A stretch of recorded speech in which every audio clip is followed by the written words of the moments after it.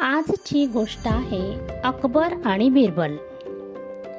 गोष्टीचं नाव आहे चूक उमगली। एकदा अकबर बादशाहाने बिरबलला विचारले, बिरबल, मला बैलाचं दूध हवं। महाराज, बैल दूध देणं अशक्य आहे।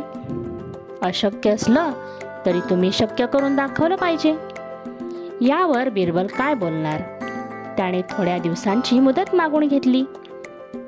त्यानंतर एके दिवशी अकबर घोड्यावरून एका नदीच्या काठावरून जात होता। तेव्हा त्या नदीत एक गाढव उभे होते। बिरबल आणि त्याची पत्नी त्या गाढवाला साबण लावून धुत होते। ते पाहून राजाला हसू आले। त्याने विचारले, बिरबल, हे काय चालवलंय? गाढवाला घोडा बनवण्याचा मी प्रयत्न करतोय।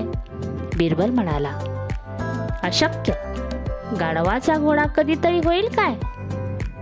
बादशाह म्हणाले, जर बैल दूध देऊ शकत असेल तर गाढव ही घोडा बनणं शक्य आहे। बिरबल म्हणाला, बादशहाला आपली चूक कळून चुकली। त्याने हसून आपली चूक कबूल केली।